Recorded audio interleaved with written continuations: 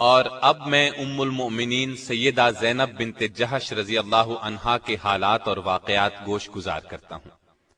آپ کا نام برہ تھا، والد کا نام جہش اور والدہ کا نام امیمہ تھا، جو عبد المطلب کی صاحبزادی تھی۔ اس طرح سیدہ زینب نبی صلی اللہ علیہ وسلم کی سگی پھوپھی کی بیٹی تھی۔ امیمہ عبداللہ کی حقیقی بہن اور رسول اللہ صلی اللہ علیہ وسلم کی پھوپھی تھی۔ سیدہ زینب اسلام اور ہجرت کے اعتبار سے السابقون الاولون میں شامل ہیں۔ یہ بات واضح طور پر معلوم نہیں ہو سکی کہ آپ کی والدہ امیمہ نے اسلام قبول کیا تھا یا نہیں۔ ایک روایت کے مطابق اسلام قبول کر لیا تھا، لیکن دوسری روایت میں ہے کہ نہیں کیا تھا۔ آپ رضی اللہ عنہا کا نام برہ تھا، رسول اللہ صلی اللہ علیہ وسلم نے تبدیل کر کے زینب رکھا۔ نبی صلی اللہ علیہ وسلم کے نکاح میں آنے سے پہلے آپ کے منہ بولے بیٹے اور آزاد کردہ غلام سیدنا زید بن حارثہ کے نکاح میں تھی۔ چونکہ نبی اکرم صلی اللہ علیہ وسلم کی پھوپھی زاد بہن بھی تھیں اور عرب کا دستور یہ تھا کہ آزاد کردہ غلاموں کو اپنے لیے شرم کا باعث سمجھتے تھے، اس لیے آپ صلی اللہ علیہ وسلم نے جب اپنے آزاد کردہ غلام زید بن حارثہ کا پیغام دیا تو سیدہ زینب اور ان کے بھائی نے صاف انکار کر دیا۔ اس پر قرآن حکیم کی یہ آیت نازل ہوئی۔ وما كان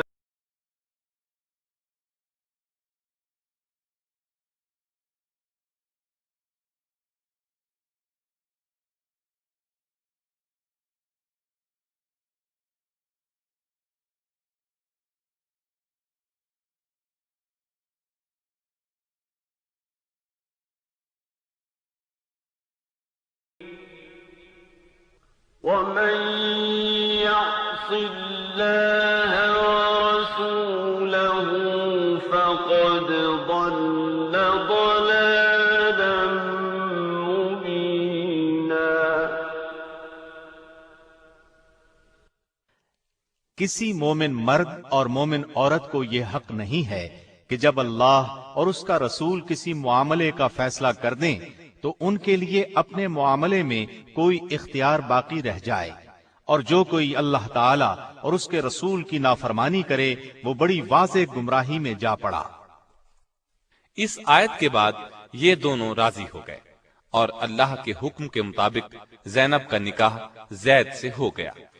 نکاح تو ہو گیا، لیکن سیدہ کے دل میں وہ نہ اتر سکے، اس لیے اکثر گھر میں لڑائی رہتی، آپس میں نہ بنتی۔ زید ہمیشہ نبی صلی اللہ علیہ وسلم سے زینب کی بے رخی کا گلہ کرتے، عرض کرتے میں زینب کو طلاق دینا چاہتا ہوں، لیکن آپ منع فرما دیتے، فرماتے اس نے تمہیں میری خاطر قبول کیا ہے، اس لیے اب چھوڑنا اچھی بات نہیں ہوگی، مجھے اپنے خاندان میں ندامت اور شرمندگی ہوگی۔ یہ سن کر زید چپ ہو جاتے، مگر یہ جھگڑا ختم نہ ہوا، تب انہوں نے طلاق دے دی۔ تو رسول اللہ صلی اللہ علیہ وسلم نے سوچا کہ زینب رضی اللہ عنہا کی دل جوئی اس طرح ممکن ہے کہ میں خود اس سے نکاح کروں، لیکن جاہلوں اور منافقوں سے آپ کو یہ اندیشہ تھا کہ لوگ یہ طعنہ دیں گے کہ اپنے منہ بولے بیٹے کی بیوی کو گھر رکھ لیا، یعنی اس سے نکاح کر لیا، حالانکہ لے پالک کسی طرح بھی بیٹے کے حکم میں شامل نہیں۔ عرب میں مدت سے ایک برا دستور چلا آ رہا تھا، یہ کہ اگر کسی کو منہ بولا بیٹا بنا لیتے تو اس کی طلاق یافتہ بیوی سے نکاح کرنے کو حد درجے برا خیال کرتے تھے۔ اللہ تعالی نے چاہا اس بری رسم کو نبی صلی اللہ علیہ وسلم کے فعل اور عمل سے ختم کر دیں، چنانچہ آپ صلی اللہ علیہ وسلم کو بذریعہ وحی اطلاع دی گئی کہ زید کے طلاق دینے کے بعد زینب آپ کے نکاح میں آئیں گی، تاکہ لوگوں کو معلوم ہو جائے منہ بولے بیٹے کی بیوی کا وہ حکم نہیں ہے جو حقیقی بیٹے کی بیوی کا ہے۔ آخر ایک دن زید نے آ کر آپ کو بتایا کہ اس نے تنگ آ کر زینب کو طلاق دے دی ہے۔ یہ سن کر آپ خاموش ہو گئے۔ جب سیدہ زینب کی عدت پوری ہو گئی تو آپ صلی اللہ علیہ وسلم نے زید ہی کو حکم دیا کہ وہ جائیں اور زینب کو آپ کے لیے نکاح کا پیغام دیں۔ اس سے آپ کا منشا یہ تھا کہ یہ بات اچھی طرح واضح ہو جائے جو کچھ ہوا ہے وہ زید کی رضامندی سے ہوا ہے۔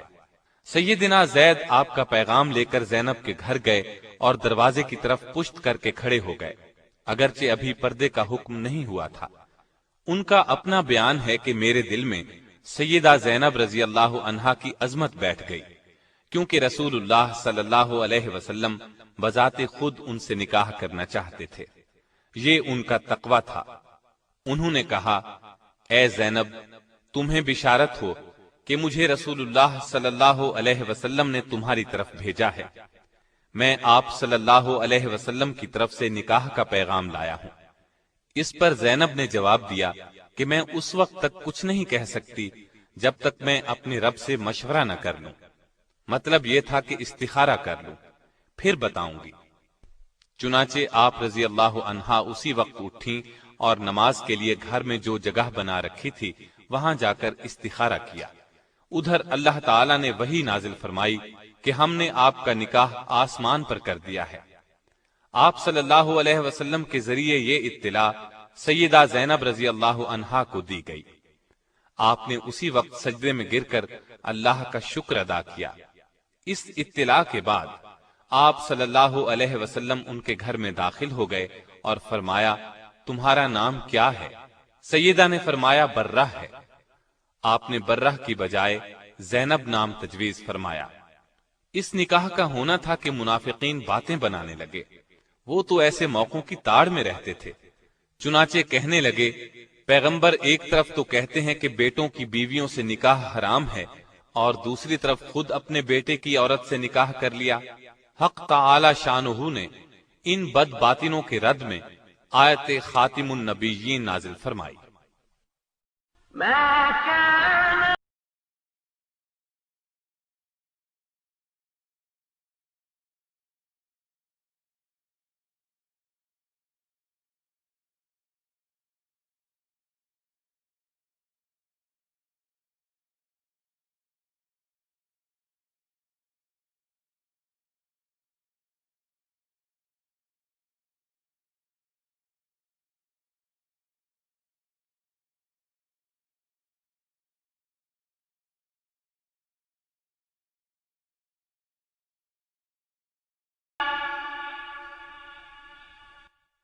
محمد صلی اللہ علیہ وسلم تمہارے مردوں میں سے کسی کے باپ نہیں ہیں، لیکن وہ اللہ کے رسول اور خاتم النبیین ہیں، اور اللہ تعالی ہر چیز کا خوب علم رکھنے والا ہے۔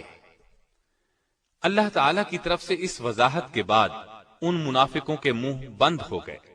سیدہ رضی اللہ عنہا کا نکاح مدینے میں 3 ہجری میں ہوا، ایک روایت 4 ہجری کی بھی ہے، بعض حضرات نے 5 ہجری بھی لکھا ہے۔ نبی صلی اللہ علیہ وسلم نے نکاح کے بعد ولیمے کا بھی اہتمام کیا، چنانچہ سیدنا انس رضی اللہ عنہ فرماتے ہیں، رسول اللہ صلی اللہ علیہ وسلم نے کسی بیوی کے ولیمے میں اس قدر اہتمام سے کام نہیں لیا جتنا سیدہ زینب کے ولیمے میں فرمایا۔ ایک بکری ذبح فرمائی، لوگوں کو دعوت ولیمہ دی، انہیں پیٹ بھر کر گوشت اور روٹی کھلائی، لوگ کھا کر چلے گئے، لیکن کچھ بیٹھے باتوں میں لگے رہے۔ آپ صلی اللہ علیہ وسلم نے زبان سے تو انہیں کچھ نہ فرمایا، لیکن وہاں سے اٹھ کھڑے ہوئے تاکہ وہ سمجھ جائیں، اور سیدہ عائشہ رضی اللہ عنہا کے حجرے میں تشریف لے گئے۔ انہوں نے آپ صلی اللہ علیہ وسلم کو مبارکباد دی، پھر تمام ازواج مطہرات کے حجروں میں تشریف لے گئے، سب کو سلام کیا، سب نے آپ کو مبارک دی، بالآخر وہ لوگ بھی اٹھ کر چلے گئے۔ ان کے اس قدر تاخیر سے جانے پر آیت حجاب نازل ہوئی۔ اس آیت کے نزول کے بعد آپ صلی اللہ علیہ وسلم نے دروازے پر پردہ لٹکا دیا اور لوگوں کو گھر کے اندر جانے کی ممانعت ہو گئی۔ سیدہ کے نکاح کی چند خصوصیات بھی سن لیں۔ جاہلیت کی یہ رسم کہ متبنہ حقیقی بیٹے کا حکم رکھتا ہے مٹ گئی۔ اسلامی مساوات کا شاندار اظہار ہوا، آزاد کردہ غلام اور آقا کا فرق ختم ہو گیا۔ اس نکاح میں پردے کا حکم نازل ہوا، نکاح کے لیے وحی آئی، یہ نکاح آسمانوں پر ہوا۔ سورہ احزاب کی آیت 37 سیدہ زینب رضی اللہ عنہا کے بارے میں نازل ہوئی۔ اس بنا پر سیدہ زینب دوسری بیویوں پر فخر کیا کرتی تھیں کہ تمہارے نکاح تو تمہارے گھر والوں نے زمین پر کیے، جبکہ میرا نکاح میرے رب نے 7 آسمانوں سے اوپر کیا۔ صدیقہ کائنات سیدہ عائشہ صدیقہ رضی اللہ عنہا خود فرماتی ہیں کہ میں نے ان سے زیادہ کسی عورت کو دیندار اور اللہ سے ڈرنے والا اور سچ بولنے والا نہیں پایا۔ ان سے زیادہ صلہ رحمی کرنے والا اور صدقہ خیرات کرنے والا کسی کو نہیں پایا۔ وہ محنت کر کے صدقہ کرتی تھی تاکہ اللہ کا قرب حاصل ہو۔ آپ صلی اللہ علیہ وسلم بھی سیدہ زینب کی بہت خاطرداری فرماتے، ان کی صفات کا لحاظ فرماتے۔ ایک روز آپ صلی اللہ علیہ وسلم نے ارشاد فرمایا تھا کہ تم میں سے سب سے جلد مجھ سے وہ ملے گا جس کا ہاتھ تم میں سے سب سے لمبا ہوگا۔ آپ کا اشارہ سخاوت کی طرف تھا، لیکن ازواج مطہرات نے اس کے ظاہری معنی مراد لیے اور اپنے بازوؤں کو ناپنا شروع کر دیا۔ لیکن جب سب سے پہلے سیدہ زینب کا انتقال ہوا تب نبی صلی اللہ علیہ وسلم کے الفاظ کا مطلب ان کی سمجھ میں آیا، کیونکہ وہ اپنے ہاتھ سے کما کر خیرات کیا کرتی تھی۔ اپنا کفن بھی زندگی ہی میں تیار کر لیا تھا۔ آپ رضی اللہ عنہا کا انتقال 20 ہجری میں ہوا۔ اس وقت آپ رضی اللہ عنہا کی عمر 53 سال تھی۔ یہ سیدنا عمر فاروق رضی اللہ عنہ کی خلافت کا زمانہ تھا، اس لیے سیدنا عمر رضی اللہ عنہ نے نماز جنازہ پڑھائی۔ جنازے کے بعد ازواج مطہرات سے دریافت کیا کہ ان کی قبر میں تدفین کے لیے کون داخل ہوگا۔ انہوں نے جواب دیا، وہ لوگ جو زندگی میں ان کے پاس آتے تھے وہی قبر میں اتاریں۔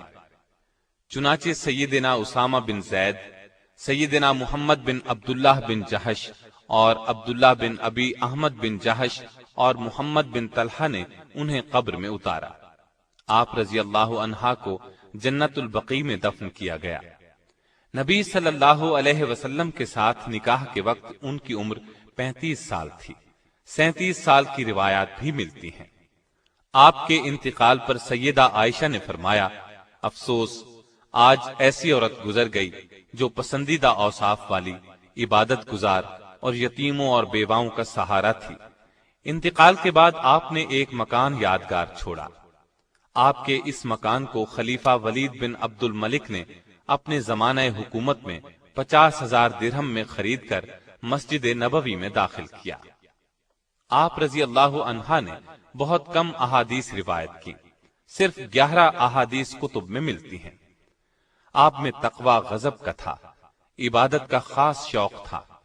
عبادت نہایت خشوع اور خضوع سے کرتی تھی، کثرت سے روزے رکھتی تھی، اپنے ہاتھ سے کماتی تھی اور جو کماتی تھی سب مساکین پر صدقہ کر دیتی تھی۔ سیدنا عمر فاروق نے جب پہلی مرتبہ سیدہ زینب کو وظیفہ بھیجا تو انہوں نے خیال کیا کہ یہ سب ازواج مطہرات کا ہے، اور فرمایا، اللہ عمر کی مغفرت فرمائے، وہ خود ہی تمام امہات المومنین میں تقسیم کر دیتے۔ اس پر لوگوں نے بتایا، یہ سب آپ کا ہے۔ سیدہ زینب نے فرمایا، سبحان اللہ، پھر اپنے اور اس مال کے درمیان میں ایک کپڑے کا پردہ ڈال دیا۔ پھر مال لانے والوں کو فرمایا کہ اس کو یہاں ڈال دو اور اس پر ایک کپڑا ڈال دو۔ پھر فرمایا، اب کپڑے کے نیچے ہاتھ ڈال کر جتنا ہاتھ میں آئے وہ لوگوں میں تقسیم کرتے جائیں۔ اس طرح کپڑے کے نیچے سے مٹھی بھر بھر کر مال لوگوں میں تقسیم کر دیا گیا۔ سیدہ عائشہ فرماتی ہیں کہ میں نے کوئی عورت زینب سے زیادہ دیندار، پرہیزگار، سچی اور سخی نہیں دیکھی۔ اللہ کی رضا حاصل کرنے کے لیے ہر دم سرگرم رہتی تھی۔ البتہ مزاج میں ذرا تیزی تھی، جس کی بنا پر انہیں جلد ندامت بھی ہوتی تھی۔ سیدہ عائشہ فرماتی ہیں، جب سیدہ زینب کا انتقال ہوا تو مدینے کے فقراء اور مساکین میں ہلچل مچ گئی، کیونکہ ان کی ہمدرد، غم گسار اور ان کے لیے دونوں ہاتھوں سے بے دریغ مال لٹانے والی جو چل بسی تھی۔ اللہ تعالیٰ کی ان پر ہزارہا رحمتیں ہوں۔